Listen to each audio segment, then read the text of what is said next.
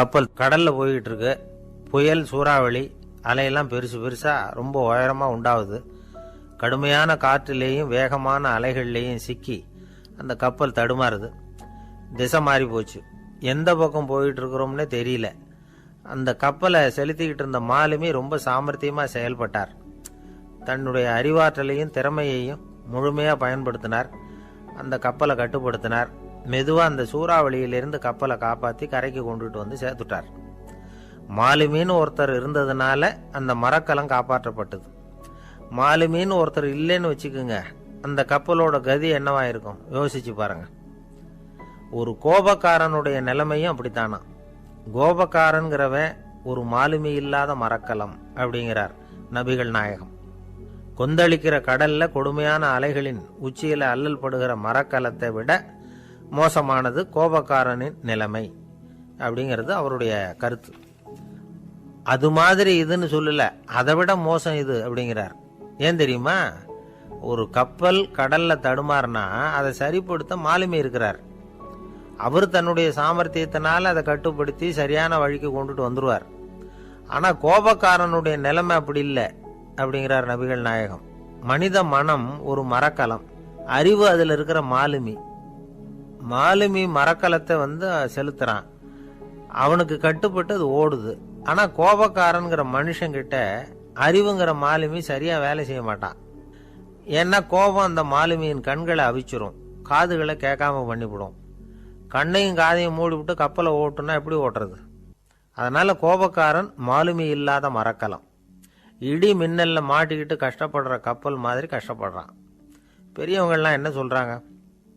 உனக்கு கெடுதல் பண்ணவனுக்கும் நீ நன்மையே செய். எவருடைய விருப்பு வெறுப்பையும் பொருட்படுத்தாதே. பரம எதிரிக்கும் நீ நன்மை செய்ய ஆரம்பிச்சா உன்னுடைய தூய நிலையை பார்த்துட்டு அவனும் உனக்கு நெருக்கமான நண்பனா ஆயிடுவான். இதுதான் பெரியவங்க நமக்கு சொல்லி இருக்கிறது. புனித குர்ஆன் சொல்றது என்ன? தீமையை நன்மையை கொண்டே நீர் தடுத்து கொள்ளும் அப்படின்னு சொல்லப்பட்டிருக்கிறதுல. இன்னா செய்தாரை ஒருத்தல் அவர் நாண நன்னயம் செய்து விடல் அப்படிங்கிறார் திருவள்ளுவர். செல்வந்தர் ஒருத்தர்கிட்ட ஒரு சிறுவன் ஆடு மேய்ச்சிக்கிட்டு இருந்தானா. பெரியவர் அவனை கூப்பிட்டு, நீ நேரா போய் ஒரு ஆட்டுல உள்ள ரொம்ப நல்ல பகுதி எதுவோ அதை எடுத்துக்கிட்டு வா அப்படின்னாரான். இவன் போனான். ஒரு ஆட்டு உடம்புல இருந்த நாக்கு, இருதயம், இது ரெண்டையும் எடுத்துக்கிட்டு வந்து கொடுத்தானா. பெரியவர் வாங்கி பார்த்தார். அதுக்கப்புறம் இப்ப நீ போய் இன்னொரு ஆட்டுல இருக்கிற ரொம்ப கெட்ட பகுதி எதுவோ அதை எடுத்துட்டு வா அப்படின்னாராம்.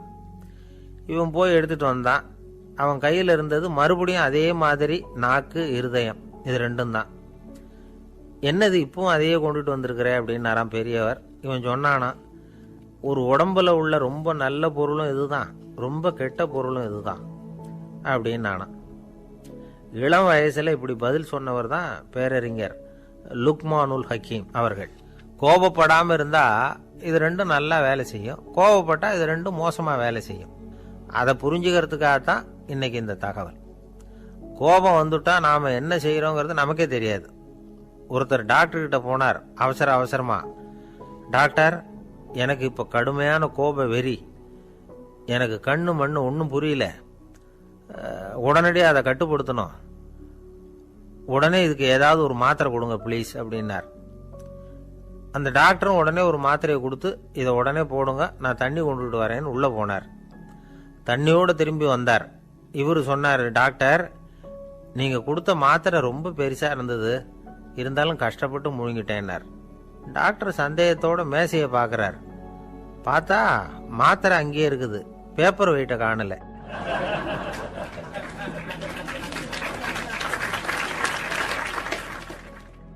தானத்துல சிறந்தது எது அப்படின்னு ஒரு கேள்வியை கேட்டு, தானத்துல சிறந்தது நிதானம் அப்படின்னு அதுக்கு ஒரு பதிலும் சொல்றவங்க உண்டு.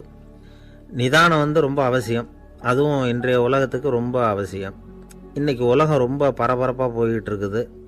பொறுமையா இருக்கணும்னு நினைக்கிறவங்களால கூட அப்படி இருக்க முடியறதில்ல. பொறுமையை சோதிக்கிறது மாதிரி பல சம்பவங்கள், அதையெல்லாம் சந்திச்சே தீர வேண்டியிருக்குது. எங்கே போனாலும் கியூவில் நிற்க வேண்டியிருக்குது, எங்கே போனாலும் காத்துக்கிட்டு இருக்க வேண்டியிருக்கு.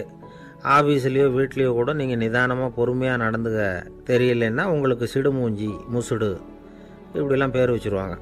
அது உங்களுக்கு தேவையா? சரி, வாழ்க்கையில் வந்து பொறுமைசாலின்னு பேர் வாங்கிறதுக்கு என்ன வழி? முதல் பாயிண்ட், நீங்கள் நினைக்கிறது, எதிர்பார்க்கறது, செய்யறது எல்லாமே 100% கரெக்டாக நடக்கணும்னு ஆசைப்படக்கூடாது. எதுவாக இருந்தாலும் அதில் ஓரளவுக்கு தவறு நடக்கலாம் அப்படிங்கிறத எதிர்பார்த்தே இருக்கணும். ஓரளவுக்கு வந்து அதை அனுமதிக்கணும். ஒரு நண்பரை வந்து 6 மணிக்கு ஒரு இடத்துக்கு வர சொல்லியிருக்கிறீங்க. 6 மணிக்கு அவர் வரலை, உடனே பொறுமை இழந்து நடந்துக்கக்கூடாது. ஒரு 10 நிமிஷம் டிலே ஆகலாம். ஒரு வர்ற வழியில் வந்து பஸ்ஸு கூட ஏதாவது டிராஃபிக்கில் மாட்டியிருக்கலாம். அதெல்லாம் எதிர்பார்த்தே கொஞ்சம் காத்திருக்கிறதுல ஒன்றும் தப்பு இல்லை. சில சமயம் டிலே ஆகிறது கூட நல்லதாக முடியும். ஒரு பஸ்ஸை தவற விட்டுட்டு ஐயோ கொஞ்சம் ஒரு 2 நிமிஷம் முன்னாடி வந்திருந்தா பிடிச்சிருக்கலாமே அப்படின்னு தவிச்சிக்கிட்டு இருப்பாங்க சில பேர். அடுத்தபடியாக வர்ற பஸ்ஸு நேரடியாக நீங்கள் போக வேண்டிய இடத்துக்கே கொண்டு போய் விடுற பஸ்ஸாக கூட இருக்கலாம். அது உங்களுக்கு முன்னாடி தெரியாதுல்ல. சில நெருக்கடியான சூழ்நிலைகளை வந்து தமாஷா எடுத்துக்கிறதுக்கு பழகிக்கணும். சில இடங்களுக்கு போகிறப்ப காத்திருக்கிறதுக்கு நம்ம மனசை தயார்படுத்திக்கிட்டே போகணும். ஒரு ரயிலுக்கோ பஸ்ஸுக்கோ அல்லது விமானத்துக்கோ கப்பல் பிரயாணத்துக்கோ போகிறப்போ அங்கே போய் நீங்கள் மணிக்கணக்கில் கூட காத்துக்கிட்டு தான் இருக்கணும். புறப்படுற நேரம் கூட மாறலாம். நீங்கள் போய் சேர்ந்ததும் அது உடனே புறப்படணும்னு கட்டாயமாக என்ன? அது மாதிரி சமயத்தில் படிக்கிறதுக்குன்னு சில சுவாரஸ்யமான புத்தகங்களையும் கையில் எடுத்துக்கலாம். உங்களை சுற்றி எவ்வளவோ சுவாரஸ்யமான சம்பவங்கள் நடந்துக்கிட்டு இருக்குதுல்ல, அதையெல்லாம் வேடிக்கை பாருங்கள். எதுக்காக காத்துக்கிட்டு இருக்கிறோமோ அந்த காரியத்தில் உண்மையாகவே நமக்கு ஒரு அக்கறை இருந்தால் நமக்கு போர் அடிக்காது. சில கோயில்களில் பார்த்துருப்பீங்க, தரிசனத்துக்காக பக்தர்கள் நாள் கணக்கில் காத்துக்கிட்டு இருப்பாங்க. அவங்களெலாம் அழுத்துக்கிறது இல்லை. ஆண்டவனை தரிசிக்கணுங்கிற உண்மையான அக்கறை இருக்கிறதுனால அவங்களுக்கு போர் அடிக்கிறது இல்லை. ஆனால் சில சினிமா தியேட்டரில் கூட பார்க்கலாமே, சினிமா கியூ கூட அப்படி தான். சாயந்தரம் 6 மணி ஆட்டத்துக்கு காலம்பரம் 6 மணிக்கே போய் கூட காத்துக்கிட்டு இருப்பாங்க. அவங்களுக்கெல்லாம் போர் அடிக்காது, படம் பார்க்குற ஆர்வம். இன்னொரு முக்கியமான விஷயத்தை நாம் பழக்கப்படுத்திக்கணும். லிவ் ஃபார் தி மூமெண்ட் அப்படிங்கிறாங்க நிபுணர்கள். ரொம்ப பேர் எப்படின்னா அடுத்தபடியாக நடக்க போகிற விஷயத்திலேயே கவனமாக இருப்பாங்க.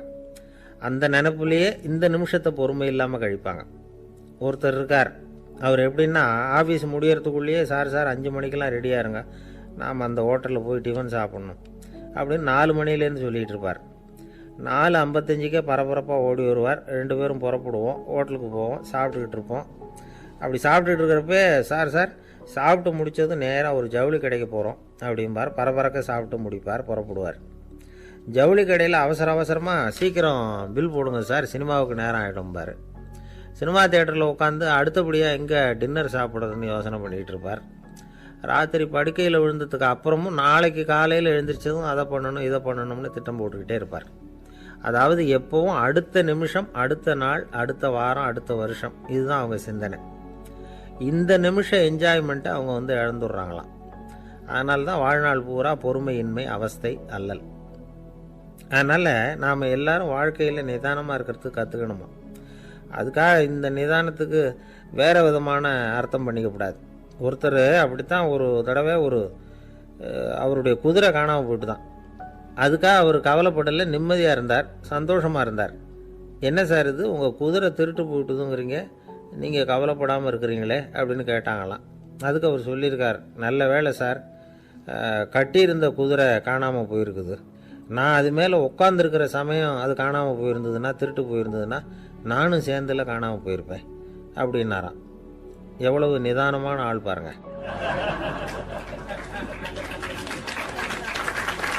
ஒரு பெரிய பணக்காரர் ஒரு துறவிகிட்ட போய், சாமி என்கிட்ட நிறைய பணம் இருக்குது, இருந்தாலும் நிம்மதி இல்லை, என்னால் நிம்மதியாக இருக்க முடியல, என்ன காரணம்னு கேட்டாராம். உடனே அந்த துறவி இதுக்கு நேரடியாக பதில் சொல்லாமல் பக்கத்தில் நின்றுக்கிட்டு இருந்த ஒரு குழந்தைய கூப்பிட்டார். அது ஓடியாந்தது. ஒரு ஆப்பிள் பழத்தை எடுத்து அது கையில் கொடுத்தார். அதை வாங்கிக்கிட்டு குழந்தை சிரிச்சுது. இன்னொரு பழத்தை எடுத்து கொடுத்தார். அதை இன்னொரு கையில் வாங்கிட்டு சிரிச்சுது. 3வது ஆப்பிள் எடுத்து கொடுத்தார். 2 பழத்தையும் நெஞ்சில் அணைச்சிக்கிட்டு 3வது பழத்தையும் வாங்கிறதுக்கு முயற்சி பண்ணிச்சு. ஆனால் அது உடனே நழுவி கீழே விழுந்து உருண்டு ஓடிச்சு. ஏற்கனவே இருந்ததும் விழுந்துட்டுது. இப்போ அந்த குழந்தை அழ ஆரம்பிச்சுட்டுது. இப்போ அந்த துறவி பணக்காரர்கிட்ட சொன்னாராம், குழந்தைய கவனிச்சியா, 2 ஆப்பிள் போதும்னு அது நினச்சிருந்தா இப்போ அது அழ வேண்டிய அவசியம் வந்திருக்குமா அப்படின்னாராம். எதுவுமே அளவுக்கு மிஞ்சினா துன்பந்தான். இந்த காலத்தில் இதெல்லாம் யார் காதில் வாங்குறாங்க?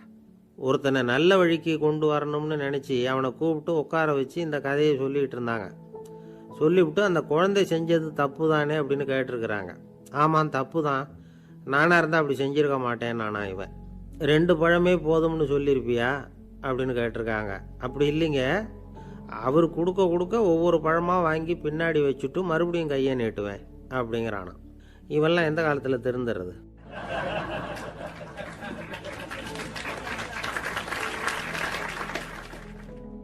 ஒரு பெரிய தத்துவ சிந்தனையாளர் இருந்தார், சுவாங்சு அப்படின்னு பேர்.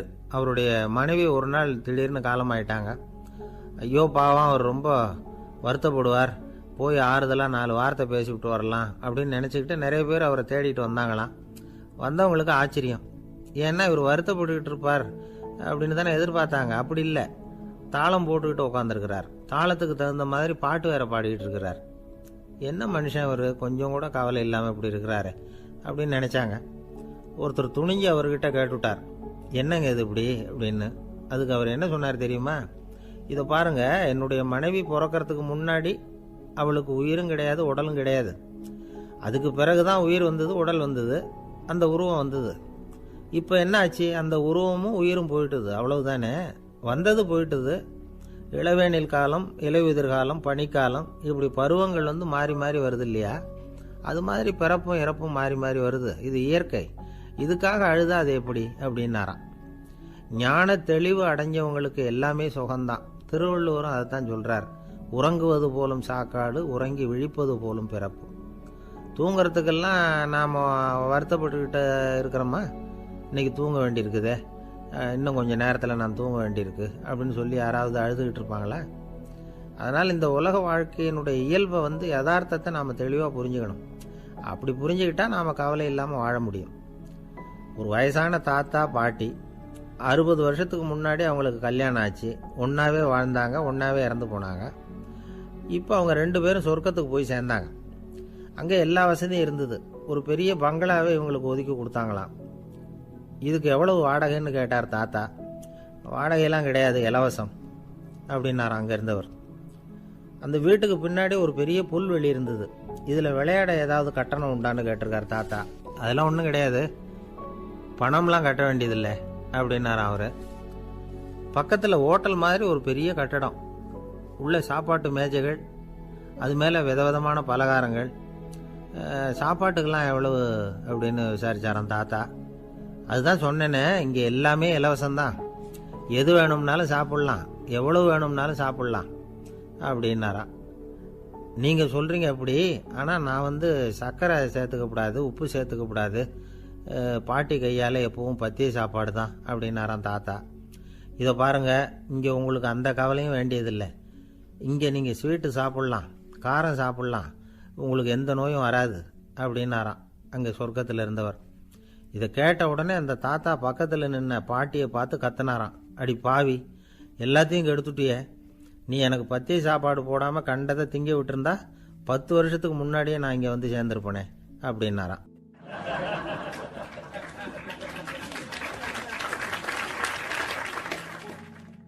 ஒரு சன்னியாசி, அவர் ஒரு நாள் ஒரு கனவு கண்டாராம். அந்த கனவில் அவர் சொர்க்கத்துக்கு போகிறார். அங்கே ஒரு பெரிய திருவிழா நடந்துக்கிட்டு இருக்குது.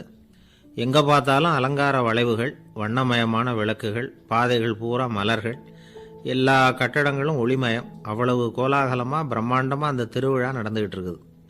அது என்ன திருவிழாங்கிறது இந்த சன்னியாசிக்கு புரியல. அங்கே எதிரில் வந்துக்கிட்டு இருந்த ஒருத்தரை நிறுத்தி, என்ன விசேஷம் இங்கே அப்படின்னு விசாரிச்சாராம். உனக்கு தெரியாத விஷயம், இன்னைக்கு இறைவனுக்கு பிறந்த நாள், அதை தான் எல்லாரும் சேர்ந்து கொண்டாடுறோம். இதுக்காக பிரம்மாண்டமான ஊர்வலம் ஒன்று வரப்போகுது, இறைவனே அந்த ஊர்வலத்தில் கலந்துகிறார் அப்படின்னார் அவர். உடனே அந்த சன்னியாசி ஒரு மரத்து நிழலில் ஒதுங்கி நின்றுக்கிட்டார். ஊர்வலம் வந்துக்கிட்டு இருக்குது. முதல்ல ஒரு குதிரை வந்துக்கிட்டு இருக்கு, அது மேலே ஒருத்தர் உட்காந்துருக்கிறார். அவருக்கு பின்னாடி நிறைய பேர் கூட்டமாக வந்துக்கிட்டு இருக்கிறாங்க. இவ்வளவு கூட்டம் இவர் பின்னாடி வருதே, யார் இவர் அப்படின்னு கேட்டார். ஒரு மதத்தின் பெயரை சொல்லி, இவர் அந்த மதத்தின் தலைவர், அவரை பின்பற்றுகிற மக்கள் கூட்டம் பின்னாடி வந்துக்கிட்டு இருக்குது அப்படின்னு விவரம் சொல்லியிருக்கிறாங்க. இவங்களுக்கு அடுத்தபடியாக இன்னொரு குதிரையில் ஒருத்தர் வந்துக்கிட்டு இருக்கிறார். அவருக்கு பின்னாடி ஏகப்பட்ட கூட்டம். இவர் யாருங்க அப்படின்னு கேட்டிருக்கார் சன்னியாசி. அங்கே இருக்கிறவங்க விவரம் சொல்லியிருக்கிறாங்க. இன்னொரு மதத்தின் பெயரை சொல்லி, இவர் அந்த மதத்தினுடைய தலைவர், அவர் வழியை பின்பற்றுகிறவர்கள் அவர் பின்னாடி கூட்டமாக வந்துக்கிட்டு இருக்கிறாங்க அப்படின்ட்டு இருக்காங்க. இப்படி ஒவ்வொருத்தராக குதிரை மேலே வந்துக்கிட்டே இருக்கிறாங்க. அவங்கள பின்பற்றியும் ஒவ்வொரு கூட்டம் வந்துக்கிட்டே இருக்குது. அந்த பெரிய ஊர்வலம் அது பாட்டுக்கு போய்கிட்டு இருக்குது. கடைசியாக அது முடிஞ்சது ரொம்ப நேரம் கழித்து. அதுக்கப்புறம் கொஞ்சம் நேரம் கழித்து ஒரு வயசான ஆள் குதிரை மேலே வந்துக்கிட்டு இருக்கிறார். ஆனால் அவருக்கு பின்னாடி யாருமே இல்லை. அவர் பரிதாபமாக தனியாக வந்துக்கிட்டு இருக்கிறார். அவர் அந்த ஊர்வலத்தை சேர்ந்தவரா இல்லையாங்கிறதே தெரியல. இவர் யார், இவர் ஏன் இப்படி தனியாக வந்துக்கிட்டு இருக்கிறார் அப்படின்னு கேட்டிருக்கார் அந்த சன்னியாசி. என்னது இப்படி கேட்குறீங்க? இவர் தான் கடவுள். இவருக்காக தான் இன்றைக்கி இந்த ஊர்வலமே நடக்குது. இவருக்கு தான் இன்றைக்கி பிறந்த நாள். முன்னாடி போகிற ஊர்வலம் பூரா இவருடைய பிறந்த நாளை கொண்டாடுறதுக்காக தான் அப்படின்ட்டுருக்காங்க. இதை கேட்டதும் அந்த சன்னியாசிக்கு திடுக்குன்னு தூக்கி போட்டிருக்கு. இது வரைக்கும் கனவு கண்டுகிட்டு இருந்தவர் முடிச்சுக்கிட்டார். அதுக்கப்புறம் தான் யோசித்து பார்த்துருக்கார். உண்மைதான், மக்கள் எல்லாரும் வந்து பக்தி மார்க்கத்தில் போகிறதா நினச்சிக்கிட்டு பாதை மாறி போயிட்டு இருக்கிறாங்க. கடவுளை பின்பற்றுவதாக நினைக்கிறாங்க பக்தர்கள். ஆனால் கடவுளுக்கு பின்னாடி யாருமே இல்லை. இன்னமும் இயல்பாக இதை பற்றி யோசித்து பார்த்தா உண்மைக்கு பின்னாடி தான் நான் போய்கிட்டு இருக்கேன் அப்படின்னு நிறைய பேர் சொல்கிறாங்க. ஆனால் அந்த உண்மை வந்து அனாதையாக போய்கிட்டு இருக்குது. அப்படி ஆயிட்டுது உலகம். எனக்கு ஒரு உதவி செய்யணும் அப்படின்னு நம்மளை பார்த்து ஒருத்தர் கேட்குறாருன்னு வச்சுங்களேன். உடனே நாம் அவரை பார்த்து என்ன உதவின்னு கேட்போம். இதுதான் சராசரி மனிதர்களின் இயல்பு. ஆனால் ஒருத்தர் எனக்கு ஒரு உதவி செய்யணும் அப்படின்னு கேட்ட உடனே என்ன உதவின்னு கூட கேட்காம சரி செய்கிறேன் அப்படின்னு ஒத்துக்கிறது இருக்கு பாருங்கள், அது கொஞ்சம் அபூர்வம். அந்த காலத்தில் ஒருத்தர் இருந்தார். அவர் எப்படி தெரியுமா? உதவி கேட்குறவங்க நல்லவங்களா கெட்டவங்களா அப்படின்னு கூட பார்க்கல. தனக்கு நன்மையா தீமையா அப்படின்னு கூட பார்க்கல. உதவி செய்கிறேன்னு புறப்பட்டு விட்டார். அவர் யார் தெரியுமா? அவர் தான் நல சக்கரவர்த்தி. அவர் மாதிரி நாமும் உதவி கேட்குறவங்களுக்கு உடனே உதவி செய்கிறதுக்கு தயாராக இருக்கணும் அப்படின்னு சொன்னார் ஒரு ஆன்மீக பேச்சாளர். நல சரித்திரத்தை அவர் சொல்லிக்கிட்டு இருந்தார். இந்திரன், அக்னி, வருணன், யமன் இவங்க 4 பேரும் நலனை பார்த்து எங்களுக்கு நீ உதவி செய்யணும், எங்களுக்காக நீ தூது போகணும் அப்படின்னு கேட்குறாங்க. யாருக்கிட்ட தூது போகணும், என்ன காரியத்துக்காக போகணும் அப்படின்னு கேட்கணும்ல. நலன் அப்படி கேட்கவே இல்லை. உடனே சரின்னு ஒத்துக்கிறான். அதுக்கப்புறம் அவங்க விவரம் சொல்கிறாங்க. என்ன உதவி, யாருக்கிட்ட தூது போகணும் அப்படிங்கிற விவரத்தை சொல்கிறாங்க. நலனுக்கும் அப்புறம்தான் புரியுது. எந்த தமயந்தியை இவன் காதலிச்சானோ, எந்த தமயந்தின் சுயம்பரத்துக்காக இவன் போய்கிட்டு இருக்கிறானோ அந்த தமயந்தியை பார்த்து தங்களுக்காக அவகிட்ட வாதாடணும், பேசணும், தங்களில் ஒருத்தரை கல்யாணம் பண்ணிக்கும்படியாக கேட்கணும் அப்படின்னு அவங்க 4 பேரும் நலன்கிட்ட கேட்குறாங்க. இதை கேட்டதும் நலன் கொஞ்சம் கூட முகம் சுளிக்கலை, பதட்டப்படலை. நேராக தமயந்தி கிட்ட போகிறான். இந்திரன், அக்னி, வருணன், யமன் இவங்களோட சிறப்புகளை எடுத்து சொல்கிறான். இவங்களில் ஒருத்தரை கல்யாணம் பண்ணிக்கலாம் அப்படின்னு சொல்லி கேட்டுக்கிறான். ஆனால் இதுக்கு தமயந்தி சம்மதிக்கலை. சுயம்பரம் நடக்குது. அவள் வந்து நலனை வந்து தேர்ந்தெடுக்கிறாள். அந்த 4 பேரும் நலனுக்கு நிறைய வரங்கள்லாம் கொடுக்குறாங்க. அதுக்கப்புறம் இப்படி போகுது கதை. இதில் நாம் கவனிக்க வேண்டியது என்னென்னா, உதவின்னு கேட்ட உடனே என்ன உதவின்னு கேட்காம சரி செய்கிறேன்னு சொன்னான் பாருங்க, அதை கொஞ்சம் சிந்திக்கணும். செய்கிறேன்னு ஒத்துக்கிட்டதுக்கு அப்புறம் அது என்ன உதவின்னு தெரிஞ்சும் முகம் சுளிக்காமல் அதை செஞ்சான் பாருங்க, அதையும் கொஞ்சம் சிந்திக்கணும். நம்மால் ஒருத்தன் ஒரு நண்பனை தேடி போனால் எனக்கு ஒரு உதவின்னா சரி சொல்லுன்னா, இப்போ உங்ககிட்ட 2 கார் இருந்தால் என்ன பண்ணுவேன்னா உடனே அதில் ஒன்று உங்ககிட்ட கொடுத்துருவேன்னா, அவன் உங்ககிட்ட 2 பங்களா இருந்தால் என்ன பண்ணுவேன்னா அதில் ஒன்று உங்ககிட்ட கொடுத்துருவேன்னா, உங்ககிட்ட 2 பேனா இருந்தால் என்ன பண்ணுவேன்னா அதில் ஒரு பேனாவை உங்ககிட்ட கொடுக்க மாட்டேன்னா அவன். ஏன்டா அப்படி சொல்கிறேன்னா, ஏன்னா இப்போ நிஜமாகவே என்கிட்ட 2 பேனா இருக்குது, அதனால் அப்படி சொல்கிறேன் அப்படின்னு நானா அவன்.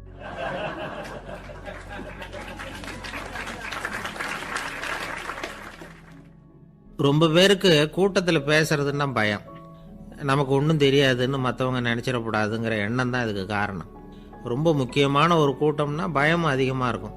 முக்கியமானவங்கள்லாம் வருவாங்களே, அவங்களாம் நம்மளை பற்றி மட்டமாக நினச்சிருவாங்களே அப்படிங்கிற பயம் வந்துடும். ஆனால் மேடை பேச்சுங்கிறது அவ்வளவு கடினமான ஒரு காரியம் இல்லைங்கிறாங்க அது சம்பந்தமான நிபுணர்கள். யாரும் பேச்சாளர் ஆகலாம், இது ஒன்றும் பெரிய கிஃப்ட்டு கிடையாது அப்படின்னு அவங்க சொல்கிறாங்க. நீங்கள் ஒரு சிறந்த பேச்சாளர் ஆகணுமா அப்படின்னா அதுக்குன்னு சில ஆலோசனைகளை சொல்லி வச்சுருக்கிறாங்க அனுபவசாலிகள். முதல் ஆலோசனை என்னென்னா, உங்கள் பேச்சு எளிமையாக இருக்கணும். ஏதாவது ஒரு கருத்து அல்லது 2 கருத்து சொன்னால் போதும். 20 அல்லது 30 கருத்துக்களை சொல்லிகிட்டே போகக்கூடாது. ரெண்டாவது ஆலோசனை, நீங்கள் என்ன பேச போகிறீங்கிறது முதல்ல உங்களுக்கு நல்லா புரியணும். அதுக்கப்புறம் தான் அதை அடுத்தவங்களுக்கு புரிய வைக்க முடியும். எப்படி ஆரம்பிக்க போகிறோம், எந்த கருத்தை முக்கியமாக வலியுறுத்த போகிறோம், எப்படி முடிக்க போகிறோம் அப்படிங்கிறத முதல்ல நல்லா சிந்திச்சு மனசில் வச்சுக்கணும். கடைசியாக என்ன சொல்கிறீங்களோ அதுதான் கேட்குறவங்க மனசில் நிற்கும். மூணாவது ஆலோசனை என்னென்னா, உங்கள் பேச்சு சுருக்கமாக இருக்கணும். ஒரு 15 நிமிஷம் பேசுறது ரொம்ப பொருத்தம். மணிக்கணக்கில் பேசிக்கிட்டு இருக்கிறது நல்லதில்லை. நாலாவது ஆலோசனை, நீங்கள் பேசுறது உண்மையாக இருக்கணும். உங்களுக்கு உண்மையான அனுபவங்கள் இருக்கும், அதை சொல்லலாம். உங்களுடைய உண்மையான அனுபவங்களை மற்றவங்களோட பகிர்ந்துக்கணும், அதுதான் முக்கியம். ஐந்தாவது ஆலோசனை, ஆரம்பத்தில் கொஞ்ச நேரம் உங்களை பற்றியும் எதிரில் உள்ளவங்களை பற்றியும் சம்மந்தப்படுத்தி ஏதாவது பேசி ஒரு நெருக்கத்தை ஏற்படுத்திக்கணும். ஒவ்வொருத்தரும் இப்போ இவர் பேச போகிறது நம்ம சம்மந்தப்பட்டது அப்படின்னு நினைக்க ஆரம்பிச்சிருவாங்கல்ல, அதுக்கப்புறம் அவங்க கேட்க தயாராகிட்டாங்கன்னு அர்த்தம். எதிரில் உட்காந்துருக்கிற கூட்டத்திலிருந்து 3 பேரை தேர்ந்தெடுங்க. அதாவது வலது பக்கம் ஒருத்தர், நடுவில் ஒருத்தர், இடது பக்கம் ஒருத்தர். அதாவது உங்களை ரொம்ப கனிவாகவும் ஆர்வமாகவும் பார்க்குறவராக பார்த்து தேர்ந்தெடுத்துங்க மனசுக்குள்ளே. நீங்கள் பேசும்பொழுது என்ன பண்ணணும்னா, இவங்களை நேருக்கு நேராக மாறி மாறி பார்த்துக்கிட்டே பேசுனீங்கன்னா நீங்கள் ஏதோ ஒட்டு மொத்த கூட்டத்தையும் பார்த்து பேசுகிறதாக ஒரு உணர்வு அது ஏற்படுத்திவிடும். ஆறாவது ஆலோசனை என்னென்னா, சொற்பொழிவுன்னா நீங்கள் பேசணும், படிக்கக்கூடாது. எழுதி படிக்கிறது நல்லா இருக்காது. குறிப்புகள் வேணும்னா வச்சுக்கலாம். படிக்கிறது பேப்பர்லேருந்து வர்றது மாதிரி இருக்கும், பேசுறது இதயத்திலேருந்து வர்றது மாதிரி இருக்கும். அப்புறம் ஏழாவது ஆலோசனை சொல்கிறாங்க. அது என்னென்னா, மேடையில் ஏறி நின்ன உடனே இயல்பாக மூச்சை இழுத்து விட்டுங்க, இயல்பு நிலைக்கு வாங்க, அதுக்கப்புறம் இயல்பாக பேச ஆரம்பிக்கலாம் அப்படிங்கிறாங்க. இவ்வளவும் பேச்சு கலையில் வல்லுநர்களாக இருக்கிறவங்க சொல்லுகிற ஆலோசனைகள். இதையெல்லாம் கடைபிடிச்சா நமக்கும் அதுக்கும் வெகு தூரம்னு நினச்சிக்கிட்டு இருந்த ஒன்று இப்போ கிட்டத்தில் நெருங்கி வந்துடும். நாம் சொல்கிறபடியெல்லாம் அது கேட்கும். ஒரு பேச்சாளர், அவருக்கு சுருக்கமாகவே பேச தெரியாது. மேடையில் ஏற்றி விட்டுவிட்டா போதும், ஆரம்பிச்சிருவார், நிறுத்த மாட்டார், பேசிக்கிட்டே இருப்பார். ஒரு தடவை அவர் ஒரு கூட்டத்தில் ரொம்ப நேரம் பேசிக்கிட்டே இருக்கிறார். எதிரில் பொறுமை இழந்த ஒருத்தர் தன்னுடைய கை கடிகாரத்தை காட்டினார். அதை கவனித்த பேச்சாளர், மன்னிக்கணும், கை கடிகாரம் நான் கொண்டுகிட்டு வர மறந்துட்டேன், அதுதான் நேரம் போனதே தெரியல அப்படின்னு சொல்லியிருக்கிறார். இதுக்கு அவர் சொன்னாராம் கோபமாக, ஏய்யா கடிகாரத்தை தான் பார்க்க முடியல, மறந்துட்டேன், பக்கத்து